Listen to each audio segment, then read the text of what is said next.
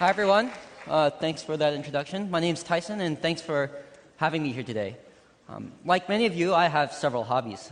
I like to run, I like to play music, and I also like to solve the Rubik's Cube. With all of my hobbies, I've noticed that two people can spend roughly the same amount of time and effort learning something or working on something, and they can achieve very different results.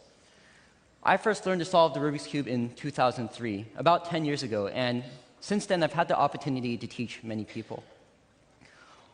Over time, my methods for teaching the Rubik's Cube have evolved, but the amount of time it takes someone to learn to solve the Rubik's Cube is pretty consistent, about 2 hours. When I teach someone to solve the Rubik's Cube, they can generally solve the puzzle in about 2 minutes. But I've seen many students, at no fault of their own, struggle to improve past 5 minutes, simply because of the way they learned. It makes sense that if the effort is all the same for both the teacher and the student, why not learn the Rubik's Cube in such a way so that we can, with casual effort, solve the cube in 2 minutes? How can we learn to solve the cube so that we don't get stuck at 5 minutes? And how do we learn to solve the cube so that if we're really passionate and we decide to invest more time, that we can get really fast with as little effort as possible? To answer this question, I wanted to look at the top solvers. And let's say, for the sake of this conversation, the top solvers will be people who solve the cube in under 20 seconds. And if you went to Polytechnic High School, you had an alum named Shitaro Makisumi, who is awesome. But he graduated, I think, 5 years ago. So what do these top solvers have in common? First, I would say about 90 to 95% of these people are solving the cube using something called the Friedrich method. Also, these people, they all pretty much turn the cube really quickly, about 3 to 5 turns per second. So let's examine the first point. What is the Friedrich method? The Friedrich method is the most popular advanced speed solving method in the world today. First, you solve a cross on one side. Then you're going to solve 2 layers of the cube. I like that clicking sound. It's kind of cool. And then after that, we're going to match all the stickers on this last side. And finally, we're going to move the remaining 8 pieces into the proper location.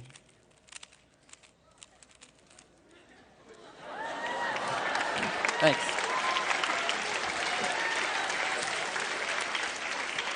So why don't students learn the Friedrich method? Well, the problem is to match all the colors on this last side, you actually have to learn 57 different move sequences or algorithms, each which corresponds to a unique pattern. And to remove the last 8 pieces into the right position, that's another 21 different algorithms. If I told you you'd have to memorize a whole bunch of stuff and it would take you a month to learn to solve the cube, it'd be a really hard sell. So the Friedrich method is really not practical for beginners. But how can we learn the cube so that we can best utilize the ideas of the Friedrich method? And how can we learn the cube so that if we really want to get fast, if we want to solve the cube in 20 seconds, that we can use everything that we've learned as a building block for that later goal? The way to do this is to actually break the method apart into sub-steps. We can do this. We can actually take the 21 algorithms that you use to move the last 8 pieces around and compress it down into only 2 algorithms. And we do this by considering the corners and edges separately. What we've done here is we're using a reduction of the Friedrich method. And actually, the algorithms that we use show up in the Friedrich method if we come up with those cases of just the corners or the edges. The nice part about this is that if we ever decide that we want to get fast, if we ever decide that we want to solve the cube in 20 seconds, we're already now a couple algorithms ahead on that path. I realized that, of people who learn to solve the cube, who go on to solve the cube in 20 seconds, it's a very small percentage. But if the effort is all the same, why not learn it this way? What about turning speed? How do we learn to turn the cube? Or how do we learn the cube so that we can develop the techniques for turning it really quickly? I'll be honest, when I first learned to solve the cube, it was my brother who taught me, and I was solving the cube in kind of the way that I'm going to say not to do it. But this was 10 years ago, and neither of us really knew any better, so... Most people who learn to solve the cube, they learn to solve the cube in layers. You learn to solve the top layer first, and then you learn to solve the middle layer, and then you solve the bottom layer. The issue with this is actually that our most agile fingers, which are our index fingers, they have access to the top layer. And when we solve the cube from the top to the bottom, a lot of these algorithms require us to turn the bottom layer, so it's really not that friendly. We can actually fix this pretty easily. You just turn the cube over. And now when we solve the cube from the bottom to the middle to the top, now the cube is ergonomically friendly in our hands.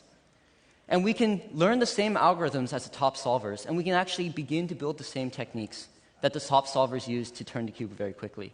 Again, if the effort's all the same, why not learn it this way? So, solving cubes is really fun.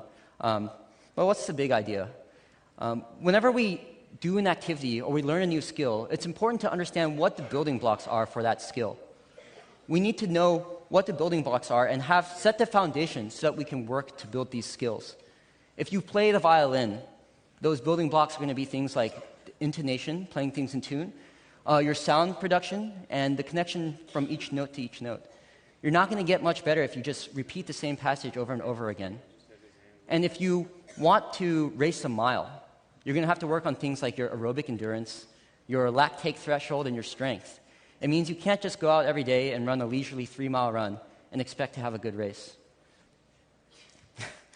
So we have access to more information today than we ever have had in the past.